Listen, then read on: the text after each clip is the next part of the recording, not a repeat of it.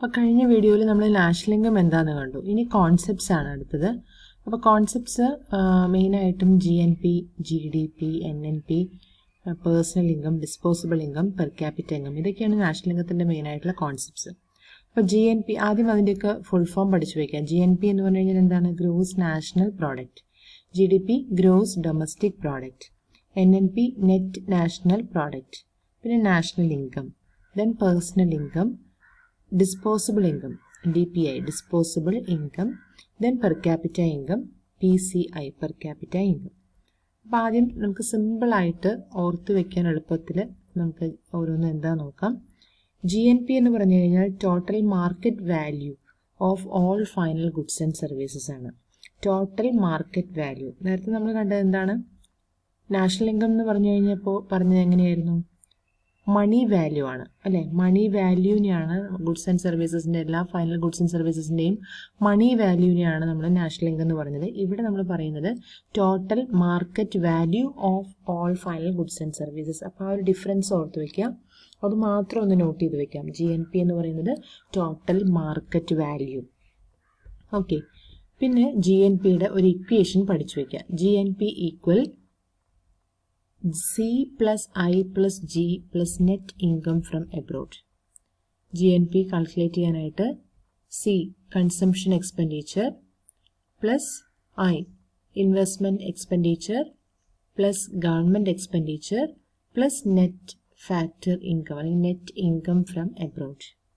Okay, GNP equal C plus I plus G plus net income from abroad. C എന്ന് പറയുന്നത് consumption expenditure, I investment expenditure, G government expenditure plus net income from abroad. വളരെ easy ആയിട്ട് ഓർക്കാം. ഇനി ഇതല്ലാതെ നമുക്ക് എങ്ങനെ എഴുതാം? C plus I plus G എന്ന് പറയുന്നതാണ് GDP.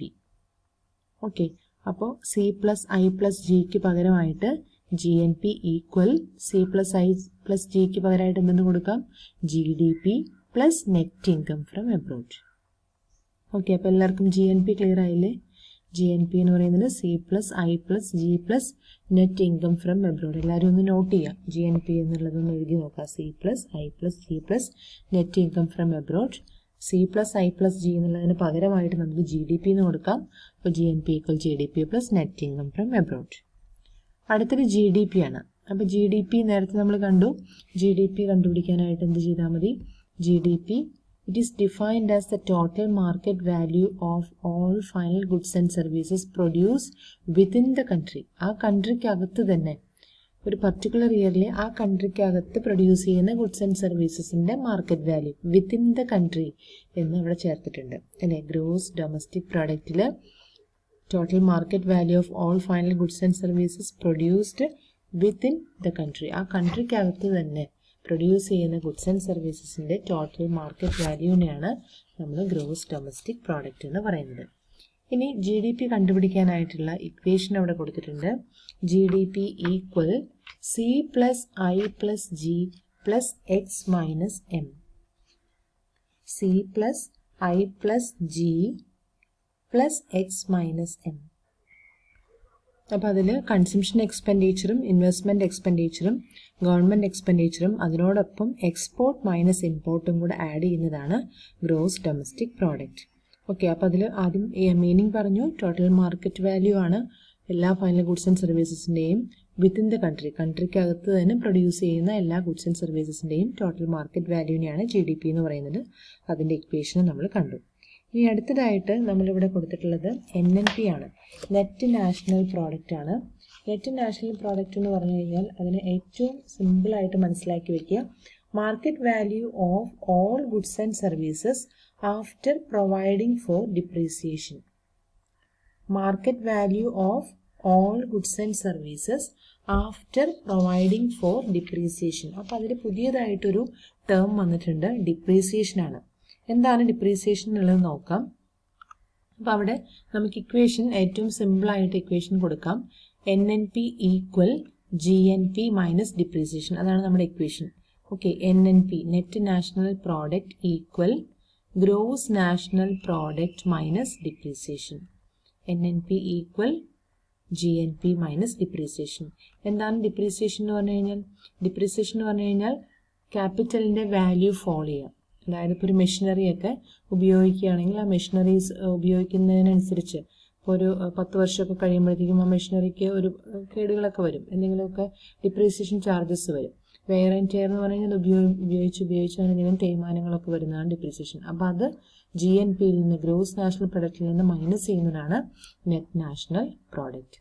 NNP is also called national income at market price. അപ്പോൾ NNPക്ക് പറയുന്ന വേറൊരു പേരും കൂടെ ഒന്ന് ഓർത്ത് വയ്ക്കുക, national income at market price, NIMP, national income at market price എന്നാണ് NNPക്ക് പറയുന്ന മറ്റൊരു പേര്. അപ്പോൾ NNP കുറച്ചും കൂടെ റെലവൻ്റ് ആയിട്ടുള്ള, GNPയേക്കാൾ കുറച്ചും കൂടെ റെലവൻ്റ് ആയിട്ടുള്ള കോൺസെപ്റ്റാണ് NNP. അപ്പോൾ അതും കൂടെ ഒന്ന് നോട്ട് ചെയ്യുക. NNP is more relevant concept than GNP. എന്താണെന്ന് വെച്ച് കഴിഞ്ഞാൽ നമുക്ക് ഡിപ്രീസിയേഷൻ ഇല്ലാതെ ഒരു മെഷീനറി ഉണ്ടാവില്ല. അപ്പോൾ അതുകൊണ്ട് തന്നെ NNP is more relevant concept than GNP. അപ്പോൾ അതിൽ നമ്മൾ മെയിനായിട്ട് നോട്ട് ചെയ്ത കാര്യങ്ങൾ, NNP എന്ന് പറയുന്നത് എന്താണെന്ന് പറഞ്ഞു, ടോട്ടൽ മാർക്കറ്റ് വാല്യൂ ആണ്. അപ്പോൾ എല്ലാത്തിലും സെയിം തന്നെയാണ് നമ്മൾ പറയുന്നത്, total market value of all goods and services after providing for, അവിടെ എന്തും കൂടെ കൊടുക്കുന്നുണ്ട്, ഡിപ്രീസിയേഷൻ ഒഴികെയുള്ള, ഡിപ്രീസിയേഷൻ മാറ്റി നിർത്തി ഡിഡക്റ്റ് ചെയ്തതിന് ശേഷമുള്ള ടോട്ടൽ മാർക്കറ്റ് വാല്യൂ ആണ് NNP. അപ്പോൾ അതിൻ്റെ ഇക്വേഷൻ നോക്കാം, GNP മൈനസ് ഡിപ്രീസിയേഷൻ. ഡിപ്രീസിയേഷൻ എന്ന് പറയുന്നത് എന്താണ്? Wear and tear of machinery, അതിൽ നിന്ന് ഡിഡക്റ്റ് ചെയ്ത് കിട്ടുന്ന വാല്യൂ ആണ് NNP. നമുക്ക് NNP എന്ന് പറയുന്നത് മോർ റെലവൻ്റ് ആയിട്ടുള്ള, കുറച്ചുകൂടെ റെലവൻ്റ് ആയിട്ടുള്ള കോൺസെപ്റ്റാണ് GNPയേക്കാൾ. അതുപോലെ തന്നെ NNP is also called national income at market price. അപ്പോൾ അത്രയും കാര്യങ്ങളാണ് അവിടെ നോട്ട് ചെയ്യേണ്ടത്, അതൊന്ന് ജസ്റ്റ് നോട്ട് ചെയ്ത് വെക്കാം.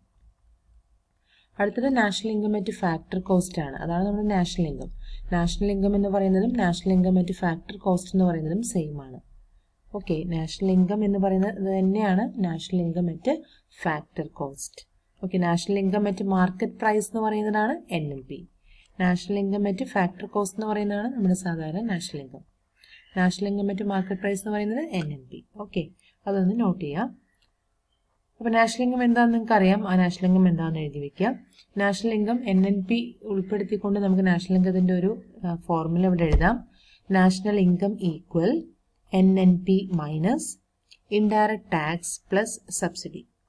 ഓക്കെ, നാഷണൽ ഇൻകം ഈക്വൽ, അപ്പോൾ ഇക്വേഷൻസ് എല്ലാവരും ഒന്ന് നോട്ട് ചെയ്ത്, national income equal NNP minus ബ്രാക്കറ്റിലെ indirect tax plus subsidies.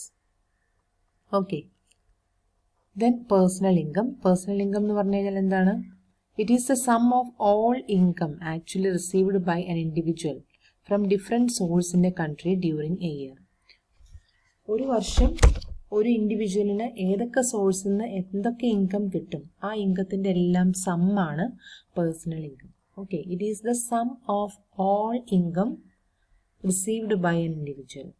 It is the sum of all income received by an individual from different sources in a country during a year. ഒരു വർഷം പല സോഴ്സുകളിൽ നിന്നായിട്ട് individual receive ചെയ്യുന്ന ഇൻകത്തിൻ്റെ സമ്മിനെയാണ് personal income എന്ന് പറയുന്നത്. Okay, personal ഇൻകത്തിൽ എന്തൊക്കെ വരാം? Transfer payments like old age pension, unemployment benefits, relief payments, ഇതെല്ലാം transfer payments ആയിട്ട് വരുന്ന ഓൾഡ് ഏജ് പെൻഷനും അൺഎംപ്ലോയ്മെൻറ്റ് ബെനിഫിറ്റ്സ്, അതുപോലെ തന്നെ സ്കോളർഷിപ്പുകൾ. അപ്പോൾ അങ്ങനെ വരുന്ന എല്ലാ കേസുകളും നമുക്ക് ഇതിൽ വരുന്നതാണ് personal income. It is a sum of all income actually received by an individual.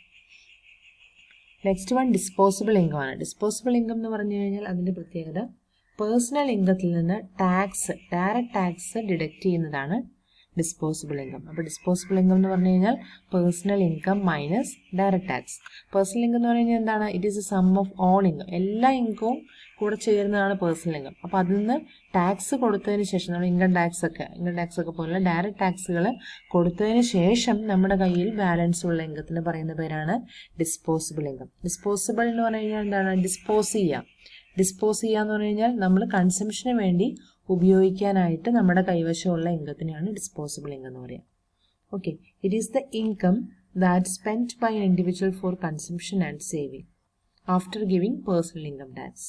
Income tax കൊടുത്തതിന് ശേഷം നമ്മുടെ കയ്യിലുള്ള ബാലൻസ് ഇൻകം, അത് മെയിനായിട്ട് ഉപയോഗിക്കുന്നതിന് വേണ്ടിയിട്ടാണ്, ഐദർ കൺസംഷൻ ഓർ സേവിങ്, ഒന്നില്ലെങ്കിൽ കൺസംഷന് വേണ്ടിയിട്ട് അല്ലെങ്കിൽ സേവിങ്ങിന് വേണ്ടിയിട്ട്.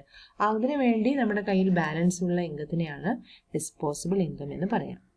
ഓക്കെ, ലാസ്റ്റ് കോൺസെപ്റ്റാണ് per capita income. Per capita income എല്ലാവർക്കും അറിയായിരിക്കും. നാഷണൽ ഇൻകത്തിനെ പോപ്പുലേഷൻ കൊണ്ട് ഡിവൈഡ് ചെയ്യുന്നതാണ് per capita income. National income divided by population. അല്ലെങ്കിൽ നമുക്കതിൻ്റെ മീനിങ് ആയിട്ട് പറയാം, it is the average income earned by an individual per annum during a year. It is the average income. Per capita income എന്ന് പറഞ്ഞു കഴിഞ്ഞാൽ it is the average income ആര് earn ചെയ്യുന്നതാണ്? Earned by an individual per annum during year. ഒരു വർഷം individual earn ചെയ്യുന്ന income, average ഇൻകത്തിനെയാണ് per capita income എന്ന് പറയുന്നത്. ഓക്കെ, അപ്പോൾ അത്രയും എല്ലാവർക്കും ക്ലിയർ ആയി കാണുമെന്ന് വിചാരിക്കുന്നു. ഓക്കെ, നമ്മളിപ്പോൾ പറഞ്ഞ കാര്യങ്ങൾ കോൺസെപ്റ്റ്സ് ആണ്, നാഷണൽ ഇൻകത്തിൻ്റെ കോൺസെപ്റ്റ്സ് ആണ്. അപ്പോൾ ആ കോൺസെപ്റ്റ്സ് എന്താണെന്നും അതിൻ്റെയൊക്കെ ഇക്വേഷൻസും എല്ലാവരും മനസ്സിലാക്കി പഠിക്കാം. Okay, thank you.